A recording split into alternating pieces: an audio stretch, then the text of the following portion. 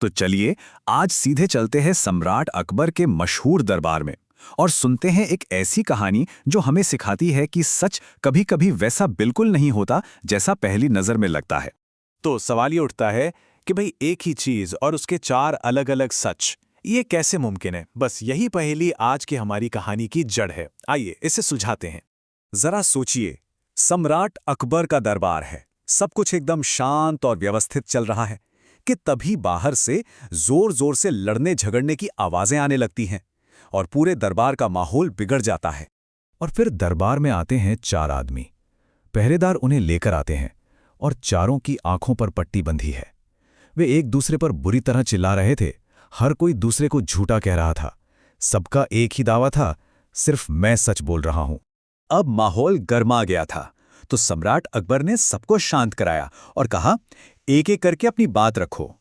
पूरा दरबार एकदम खामोश हो गया, ये सुनने के लिए कि आखिर ये झगड़ा किस बात का है। तो सबसे पहले गोपाल आगे आया। उसने पूरे यकीन के साथ कहा, महाराज, वो एक मोटा और मजबूत खंबा था। ऐसा लगा जैसे मैं किसी पेड़ के तने को छू रहा हूं। उसे अपनी बात पर कोई शक नहीं था। लेकिन गोपाल की बात पूरी भी नहीं हुई थी कि रमेश चिल्ला पड़ा, ये झूठ बोल रहा है, वो कोई खंबा नहीं था, वो तो एक चौड़ी और सपाट, एक बहुत बड़ी दीवार जैसी थी। अब तो दरबार में लोग एक दूसरे का मुंह देखने लगे। तभी हरिदास बोला, ये दोनों ही गलत हैं। मैंने जिसे हाथ लगाया वो तो एक लंबी मोटी रस्सी जैसी चीज थी। खंभा, दीवार और अब रस्सी, मामला और भी ज्यादा उलझ गया था।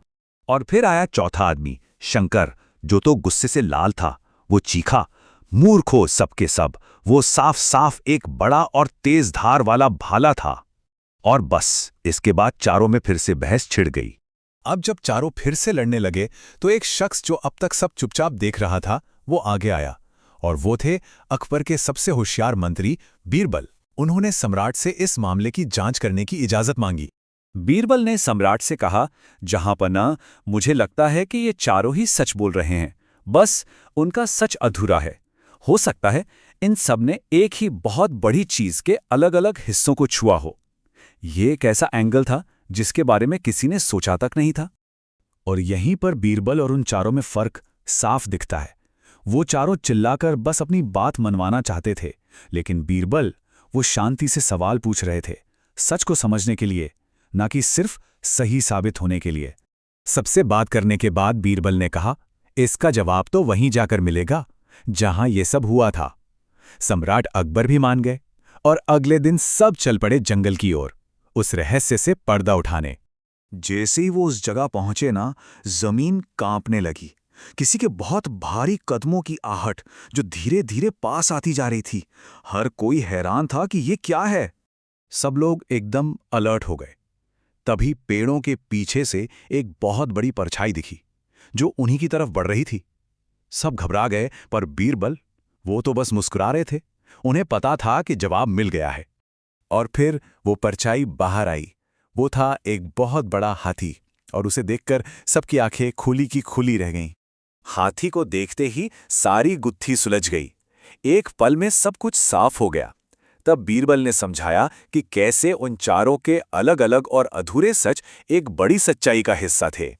देखिए, गोपाल ने जिसे खंबा समझा वो असल में हाथी का पैर था। रमेश को जो दीवार लगी वो हाथी का विशाल शरीर था। हरिदास ने जिसे रस्सी कहा वो हाथी की पूंछ थी। और शंकर, उसे जो भाला लगा वो था हाथी का नुकीला दांत। मतलब उन सबने जो महसूस किया वो सच था, लेकिन उस एहसास से जो नतीजा निकाला वो गलत था। गलत क्यों था? क्योंकि उनकी जानकारी अधूरी थी। और जब वो सब दरबार वापस लौट रहे थे तो अकबर और बीरबल ने इस घटना की सबसे बड़ी सीख पर बात की, जो असल में इस पूरी कहानी का दिल है। जैसा कि खुद सम्राट अकबर ने कहा, सच के अक्सर कई पहलू होते हैं और पूरी सच्चाई को समझने के लिए सिर्फ आंखें ही नहीं, सब्र और खुला दिमाग भी चाहिए। तो इस कहानी से हमें क्या मिलता है? पहली बात, आधा सच अक्सर झूठ से भी ज्यादा खतरनाक होता है। दूसरी, किसी नतीजे पर पहुंचने से पहले पूरी तस्वीर जरूर देखनी चाहिए। तीसरी, दूसरों को भी सुनना चाहिए सब्र के साथ। और चौथी, ये याद रखना चाहिए कि हमारा अनुभव ही पूरी सच्चाई हो, ये जरूरी नहीं। अब एक सवाल सबके लिए, क्या कभी जिंदगी में ऐसा हुआ है कि अधूरी जानकारी की वजह से कोई बड़ी गलतफहमी हुई हो? अपना एक्सपीरियंस नीचे कमेंट्स में शेयर ज़रूर कीजिएगा। और हाँ, अगर ये कहानी अच्छी लगी तो इसे लाइक और शेयर करना बिल्कुल मत भूलिएगा।